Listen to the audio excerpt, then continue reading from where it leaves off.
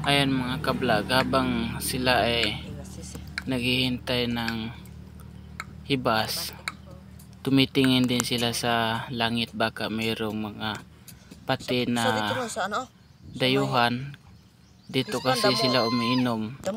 Sa sobrang layo, hindi na sila namimili maalat ba o hindi yung iniinom. Basta marami ang nakakuha dito ng mga pati na iba't ibang klase na pati galing sa Maynila na binibitawan. Yung sabi nilang truck yung inaalpasan, dito sila nag-aabang, kaya nagbaka sakali silang merong mapadpad dito.